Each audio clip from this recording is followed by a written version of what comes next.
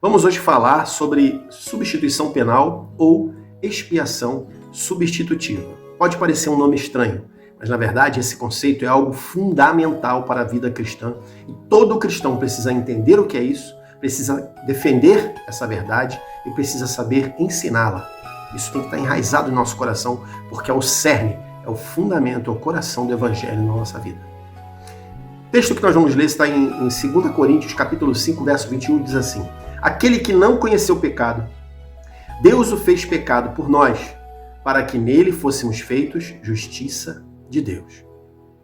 Então, seguindo direto ao assunto, de tempos em tempos, e principalmente na geração que a gente atualmente vive, nós vivemos um tempo de novidades, onde volta e meia agora nós estamos vendo que os pregadores da cruz estão saindo dos púlpitos e dando lugar aos coaches, aos pregadores do ego, aquele pessoal que vem para trazer aquelas mensagens engarrafadas, aquelas mensagens bonitinhas, que trabalham no antropocentrismo, na visão do homem em primeiro lugar, romantizando o pecado e de alguma forma tentando reduzir o conceito do sacrifício de Jesus, de uma forma assim, buscando minimizar o pecado e a culpa que existe sobre cada uma das pessoas, né? Então esse é o estilo dessa doutrina chamada hipergraça, e esse conceito que tem vindo muito forte com esses novos pregadores do momento. Mas a Escritura vai nos mostrar um caminho diferente, né? Então, quando nós olhamos para o texto que nós acabamos de ler, nós vamos ver que a Escritura reforça muito incisivamente, de forma muito enfática, o conceito da substituição expiatória. Vamos entender isso. Substituição penal é basicamente dizer que Cristo foi punido no lugar dos pecadores, ok? Jesus foi punido no lugar dos pecadores. Ele fez isso para satisfazer a exigência de Deus contra o pecado. Esse era o preço a ser pago. Para que eu, pecador, para que você, o pecador que está do outro lado me ouvindo, que crê em Cristo, pudesse ser perdoado, pudesse receber esse perdão. Só que olha só, quando a gente diz que Cristo foi punido no lugar dos pecadores, a gente também está dizendo que isso significa que ele substituiu o lugar do pecador na aplicação da punição. Ou seja, Jesus foi punido no lugar dos pecadores, o que significa que o pecador deveria estar lá.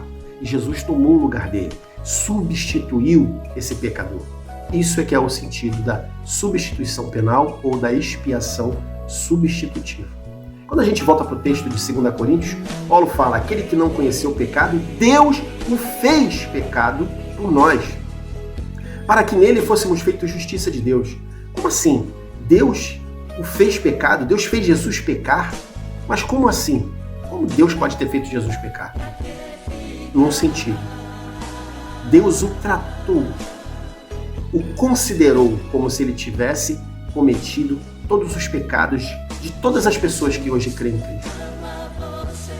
De fato, Jesus não cometeu pecado nenhum. Ele foi o Cordeiro imaculado, perfeito, sem mancha, puro, inocente. Quando Cristo foi pendurado na cruz, ele era o Cordeiro imaculado sem mancha. Ele nunca foi nem por uma fração de segundo apenas um pecador. Lá na cruz, ele era o Deus Santo pregado naquela cruz. Mas Deus o tratou como se ele tivesse vivido a minha vida. Eu quero que você pense nisso. Deus tratou o Senhor Jesus na cruz como se ele tivesse vivido a minha vida, a sua vida. Então Deus se vira para mim, se vira para você e faz com que ele me trata como se eu tivesse vivido a vida de Jesus. Aleluia. Então essa é a grande doutrina da expiação substitutiva. Esse é o coração, é o cerne do Evangelho. Todo o ministério de Jesus culminou para essa revelação. Então o que eu recebo? O que você recebe? Ao invés de punição, ao invés de cruz, ao invés de morte, nós recebemos perdão completo de todos os nossos pecados. Tudo é coberto pela justiça de Jesus Cristo. Então quando Deus olha para a cruz, ele vê você. Mas quando ele olha para você, ele vê Jesus. Aleluia.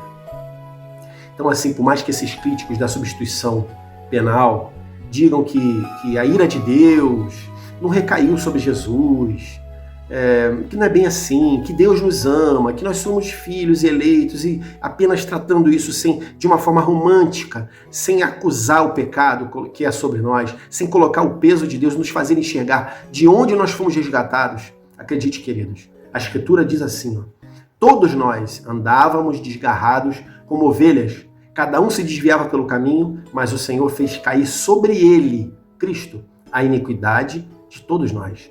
Ele foi oprimido e humilhado, mas não abriu a boca. Como cordeiro, foi levado ao matadouro, e como ovelha muda perante os seus tosqueadores, ele não abriu a boca. Isaías 53, do verso 6 ao 7.